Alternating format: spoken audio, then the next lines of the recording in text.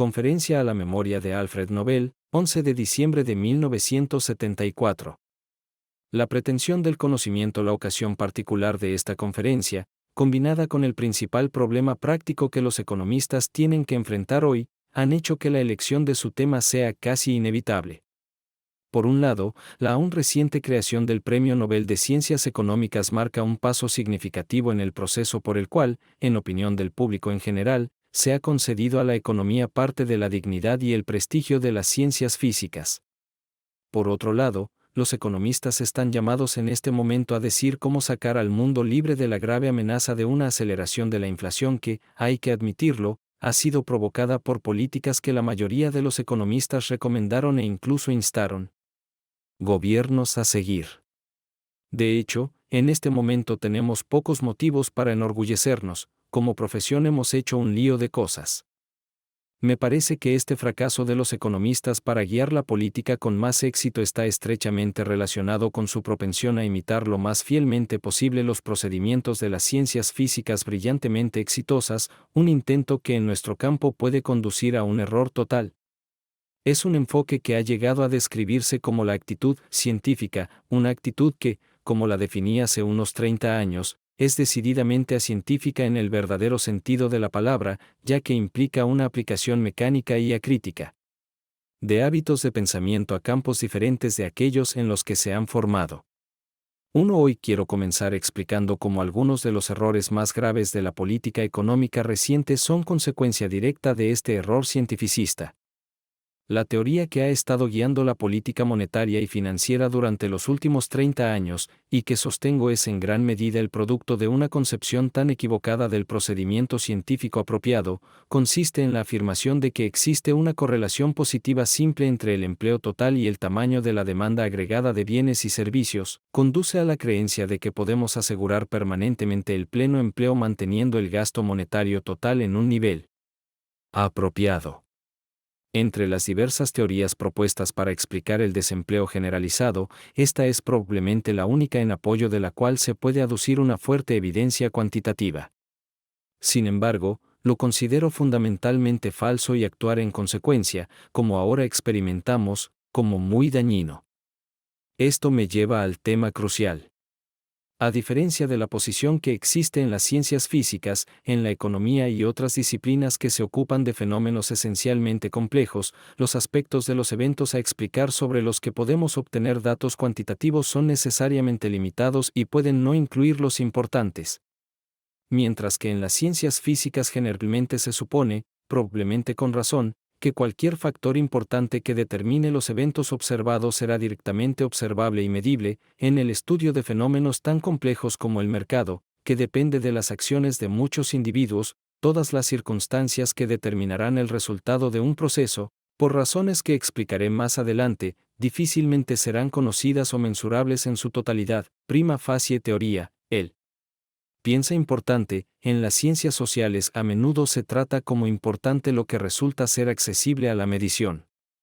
Esto se lleva a veces hasta el punto en que se exige que nuestras teorías se formulen en términos tales que se refieran solo a magnitudes mensurables. Difícilmente puede negarse que tal demanda limita arbitrariamente los hechos que han de admitirse como posibles causas de los acontecimientos que ocurren en el mundo real. Este punto de vista, que a menudo se acepta bastante ingenuamente como requerido por el procedimiento científico, tiene algunas consecuencias bastante paradójicas. Sabemos, por supuesto, con respecto al mercado y estructuras sociales similares, una gran cantidad de hechos que no podemos medir y sobre los cuales, de hecho, solo tenemos una información muy imprecisa y general. Y debido a que los efectos de estos hechos en cualquier instancia particular no pueden ser confirmados por evidencia cuantitativa, simplemente son ignorados por aquellos que juraron admitir solo lo que consideran como evidencia científica, luego proceden felizmente con la ficción de que los factores que pueden medir son los únicos que son relevantes. La correlación entre la demanda agregada y el empleo total, por ejemplo, puede ser solo aproximada, pero como es la única sobre la que tenemos datos cuantitativos, se acepta como la única conexión causal que cuenta. Según este estándar, bien puede existir una mejor evidencia científica para una teoría falsa, que será aceptada porque es más científica, que para una explicación válida, que es rechazada porque no hay evidencia cuantitativa suficiente para ello. Permítanme ilustrar esto con un breve esbozo de lo que considero la principal causa real del desempleo generalizado, una descripción que también explicará por qué ese desempleo no puede curarse de manera duradera mediante las políticas inflacionarias recomendadas por la teoría ahora de moda. Esta explicación correcta me parece ser la existencia de discrepancias entre la distribución de la demanda entre los diferentes bienes y servicios y la asignación de mano de obra y otros recursos entre la producción de esos productos. Poseemos un conocimiento, cualitativo, bastante bueno de las fuerzas por las cuales se produce una correspondencia entre la demanda y la oferta en los diferentes sectores del sistema económico, de las condiciones bajo las cuales se logrará y de los factores que probablemente impedirán tal correspondencia. Un ajuste. Los pasos separados en la explicación de este proceso se basan en hechos de la experiencia cotidiana, y pocos de los que se toman la molestia de seguir el argumento cuestionarán la validez de los supuestos fácticos o la corrección lógica de las conclusiones extraídas de ellos. De hecho, tenemos buenas razones para creer que el desempleo indica que la estructura de precios y salarios relativos ha sido distorsionada, generalmente por fijación de precios monopolística o gubernamental, y que restaurar la igualdad entre la demanda y la oferta de trabajo en todos los sectores cambia de relación. Serán necesarios precios y algunas transferencias de mano de obra. Pero cuando se nos pide evidencia cuantitativa de la estructura particular de precios y salarios que se requeriría para asegurar una venta continua sin problemas de los productos y servicios ofrecidos, debemos admitir que no tenemos tal información. Conocemos, en otras palabras, las condiciones generales en las que se establecerá lo que llamamos, un tanto engañosamente, un equilibrio, pero nunca sabemos cuáles son los precios o salarios particulares que existirían si el mercado produjera tal equilibrio. Simplemente podemos decir cuáles son las condiciones en las que podemos esperar que el mercado establezca precios y salarios en los que la demanda sea igual a la oferta. Pero nunca podemos producir información estadística que muestre cuánto se desvían los precios y salarios prevalecientes de aquellos que asegurarían una venta continua de la oferta actual de mano de obra. Aunque esta explicación de las causas del desempleo es una teoría empírica, en el sentido de que podría demostrarse que es falsa, por ejemplo, si, con una oferta monetaria constante, un aumento general de los salarios no condujera al desempleo, ciertamente no es el tipo de teoría que podríamos usar para obtener predicciones numéricas específicas sobre las tasas de salarios o la distribución del trabajo que se espera. Sin embargo, ¿por qué deberíamos, en economía, alegar ignorancia del tipo de hechos sobre los cuales, en el caso de una teoría física, se esperaría ciertamente que un científico proporcione información precisa? Probablemente no sorprenda que aquellos impresionados por el ejemplo de las ciencias físicas encuentren esta posición muy insatisfactoria y deban insistir en los estándares de prueba que encuentran allí. La razón de este estado de cosas es el hecho, al que ya me he referido brevemente, de que las ciencias sociales, como gran parte de la biología pero a diferencia de la mayoría de los campos de las ciencias físicas, tienen que tratar con estructuras de importancia esencial, complejidad, es decir, con estructuras cuyas propiedades características solo pueden ser exhibidas por modelos compuestos por un número relativamente grande de variables. La competencia, por ejemplo, es un proceso que producirá ciertos resultados solo si procede entre un número bastante grande de personas que actúan. En algunos campos, particularmente cuando surgen problemas de tipo similar en las ciencias físicas, las dificultades pueden superarse utilizando, en lugar de información específica sobre los elementos individuales, datos sobre la frecuencia relativa o la probabilidad de que ocurran las diversas propiedades distintivas de los elementos.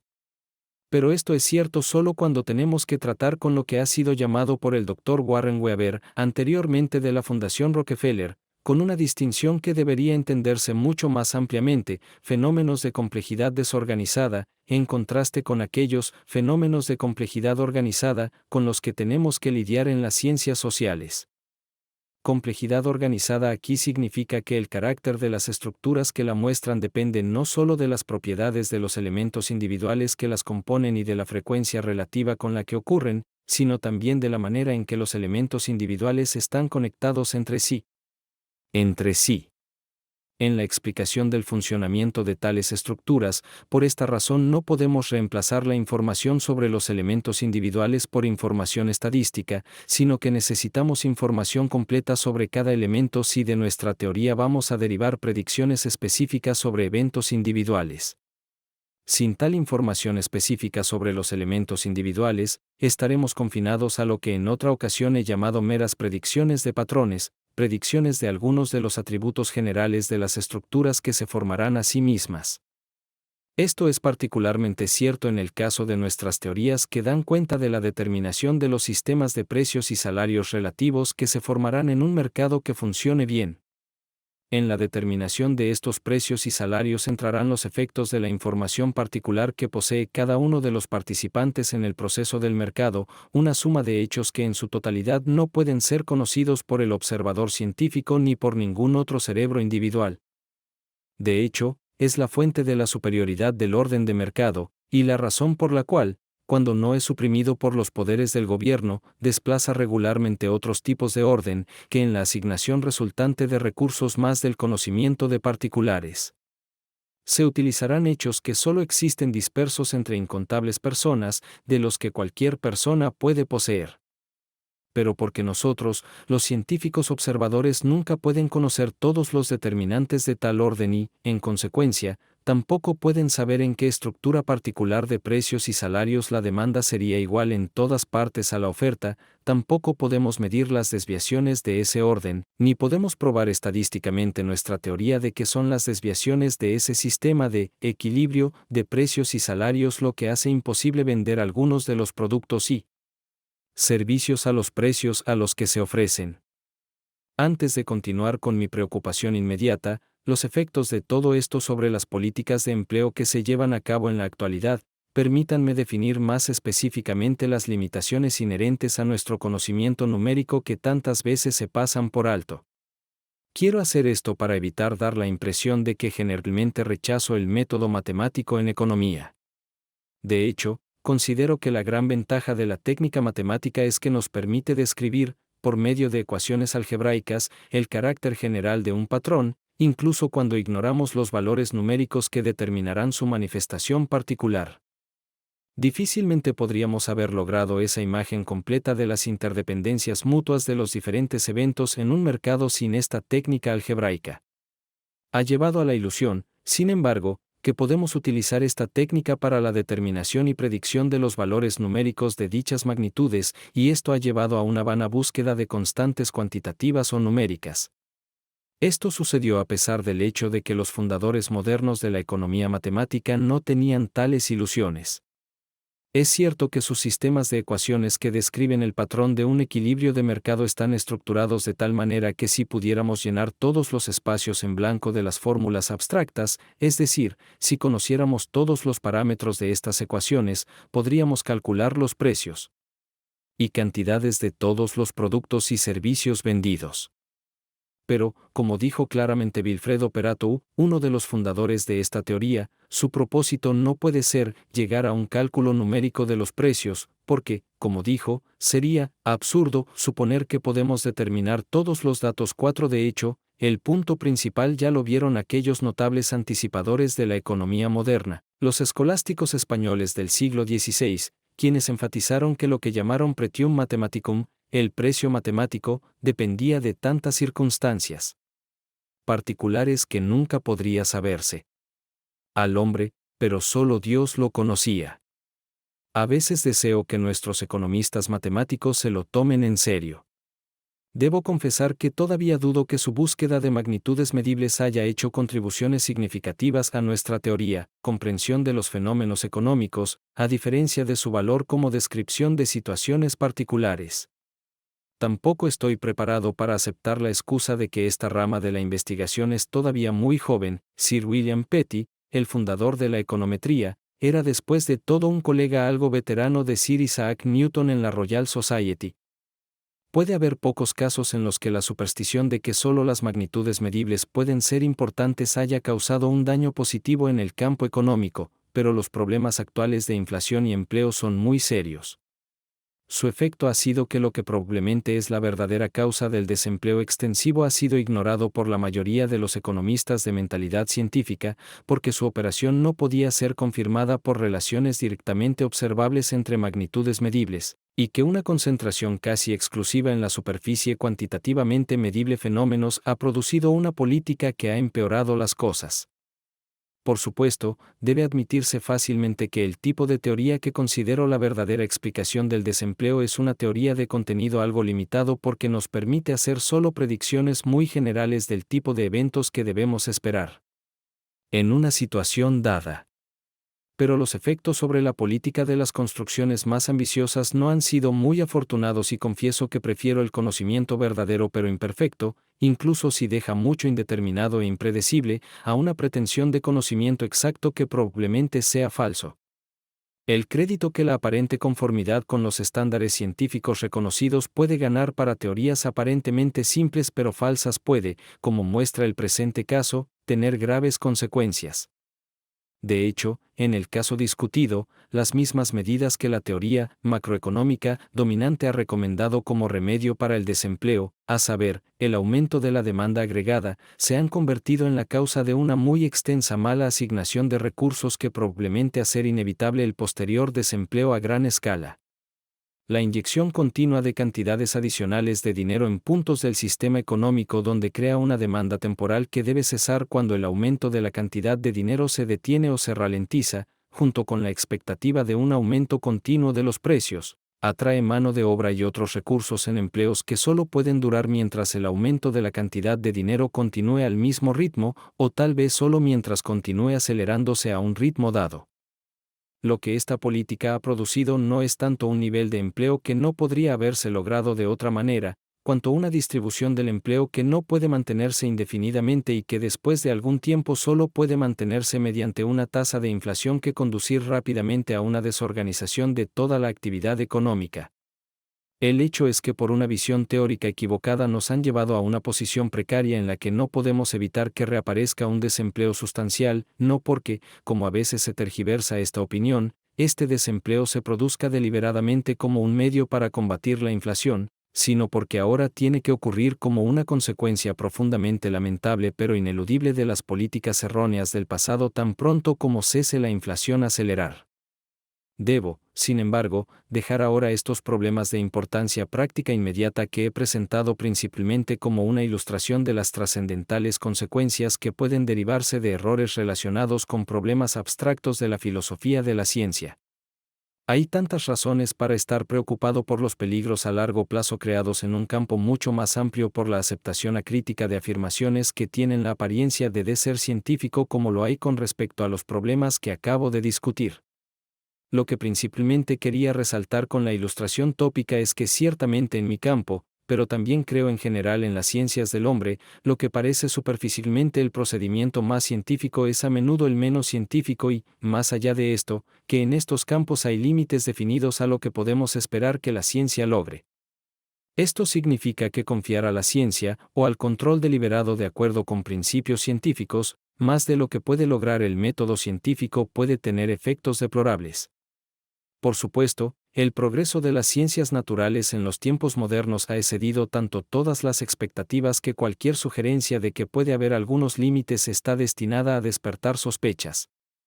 Especialmente se resistirán a tal intuición aquellos que han esperado que nuestro creciente poder de predicción y control, generalmente considerado como el resultado característico del avance científico, aplicado a los procesos de la sociedad, pronto nos permitiría moldear la sociedad enteramente a nuestro gusto. De hecho, es cierto que, en contraste con el regocijo que los descubrimientos de las ciencias físicas tienden a producir, las intuiciones que obtenemos del estudio de la sociedad tienen más a menudo un efecto amortiguador sobre nuestras aspiraciones, y quizás no sea sorprendente que los miembros más jóvenes e impetuosos de nuestra profesión no siempre estén preparados para aceptar esto. Sin embargo, la confianza en el poder ilimitado de la ciencia se basa con demasiada frecuencia en la falsa creencia de que el método científico consiste en la aplicación de una técnica prefabricada o en imitar la forma más que la sustancia del procedimiento científico, como si uno solo necesitara seguir algunas recetas de cocina para resolver todos los problemas sociales. A veces casi parece como si las técnicas de la ciencia fueran más fáciles de aprender que el pensamiento que nos muestra cuáles son los problemas y cómo abordarlos. El conflicto entre lo que en su estado de ánimo actual el público espera que la ciencia logre para satisfacer las esperanzas populares y lo que realmente está en su poder es un asunto serio porque, incluso si los verdaderos científicos deberían reconocer las limitaciones de lo que pueden hacer en el campo de los asuntos humanos, mientras el público espere más, siempre habrá quienes pretendan, y quizás crean sinceramente, que pueden hacer más para satisfacer las demandas populares de lo que realmente está en su poder. A menudo es bastante difícil para el experto, y ciertamente en muchos casos imposible para el profano, distinguir entre afirmaciones legítimas e ilegítimas presentadas en nombre de la ciencia.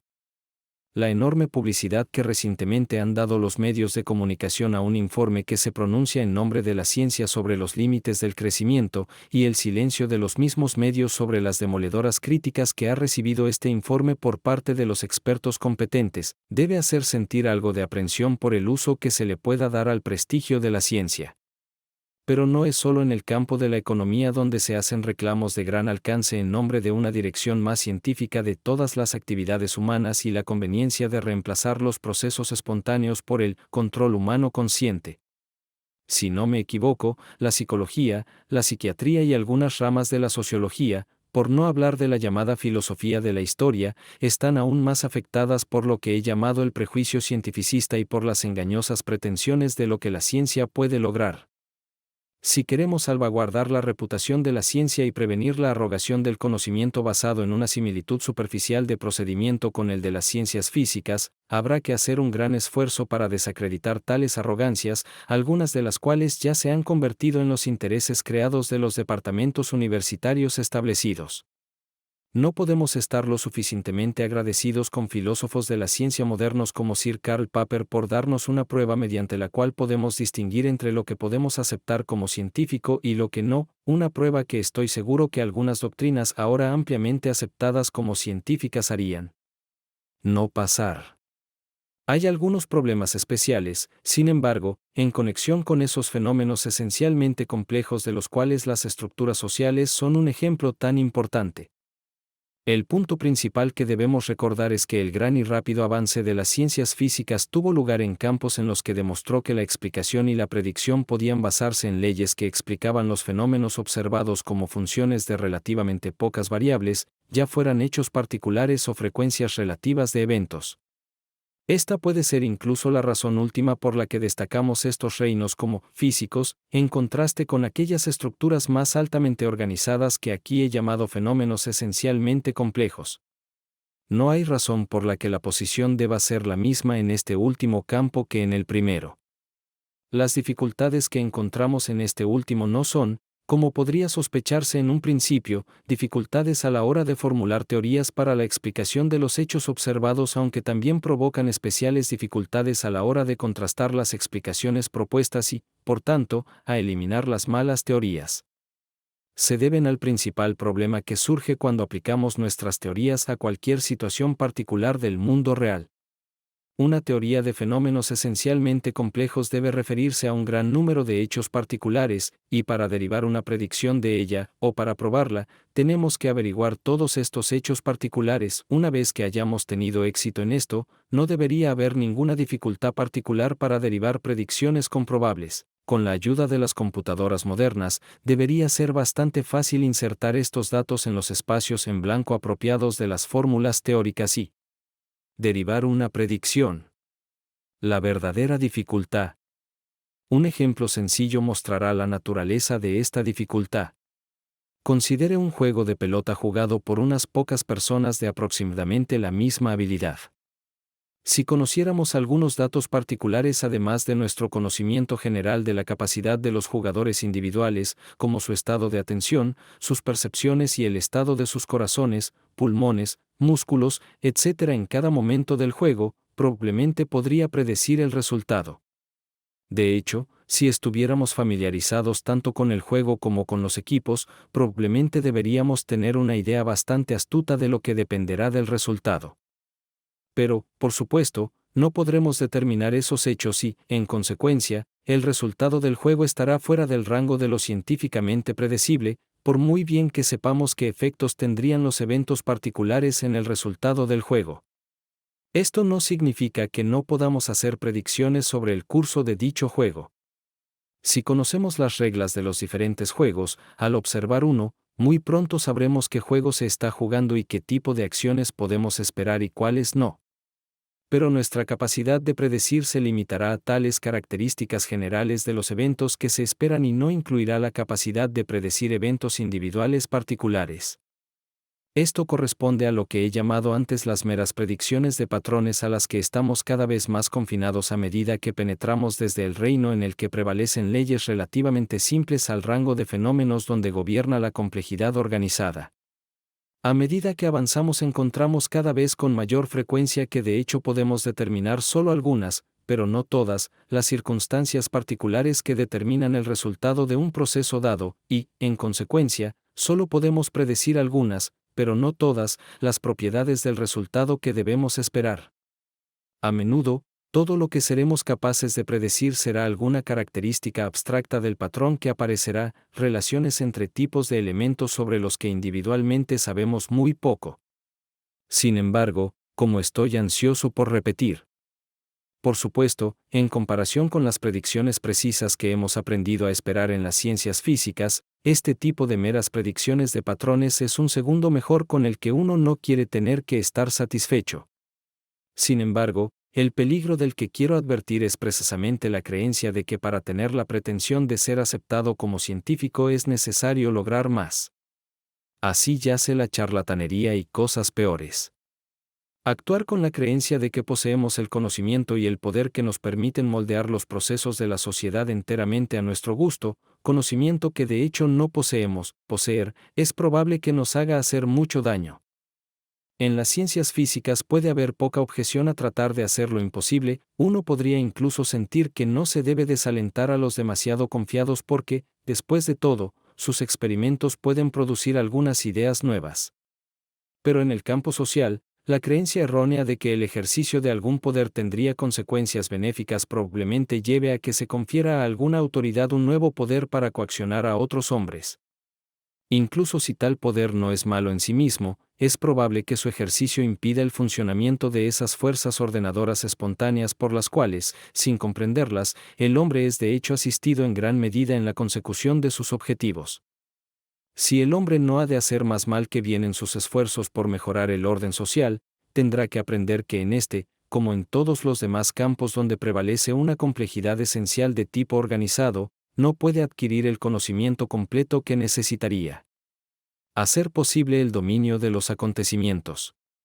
Por lo tanto, tendrá que usar el conocimiento que pueda lograr, no para dar forma a los resultados como el artesano da forma a su obra, sino más bien para cultivar un crecimiento proporcionando el entorno apropiado, de la manera en que el jardinero hace esto para sus plantas. Hay peligro en el sentimiento exuberante de poder cada vez mayor que ha engendrado el avance de las ciencias físicas y que tienta al hombre a intentar, mareado por el éxito, para usar una frase característica del comunismo primitivo, sujetar no solo nuestro entorno natural sino también nuestro entorno humano al control de una voluntad humana. El reconocimiento de los límites insuperables de su conocimiento debería enseñar al estudioso de la sociedad una lección de humildad que debería protegerlo de convertirse en cómplice de la fatal lucha de los hombres por controlar la sociedad, una lucha que lo convierte no solo en un tirano sobre sus semejantes, sino pero que bien puede convertirlo en el destructor de una civilización que ningún cerebro ha diseñado pero que ha crecido gracias a los esfuerzos libres de millones de individuos. Friedrich August von Hayek Premios Sveriges Rikspunkt de Ciencias Económicas en memoria de Alfred Nobel 1974 Nacimiento, 8 de mayo de 1899, Viena, Austria Murió, 23 de marzo de 1992, Friburgo, Alemania Motivación del premio, por su trabajo pionero en la teoría del dinero y las fluctuaciones económicas y por su penetrante análisis de la interdependencia de los fenómenos económicos, sociales e institucionales. Vida Friedrich von Hayek nació en Viena, Austria. Obtuvo doctorados en Derecho y Ciencias Políticas en 1921 y 1923 en la Universidad de Viena. Fundó y se desempeñó como director del Instituto Austriaco para la Investigación del Ciclo Económico antes de unirse a la London School of Economics en 1931. De 1950 a 1962 vivió en los Estados Unidos y luego principalmente en Alemania. Los problemas económicos afectan a casi todas las áreas de la sociedad y la ciencia económica también interactúa con otras ciencias sociales. En la década de 1920, Friedrich von Hayek realizó un importante trabajo sobre los ciclos económicos, pero luego desarrolló análisis sociales más amplios. A partir de la década de 1930, destacó los problemas de la planificación económica central. Su conclusión fue que el conocimiento y la información en poder de varios actores solo pueden utilizarse plenamente en un sistema de mercado descentralizado con libre competencia y fijación de precios.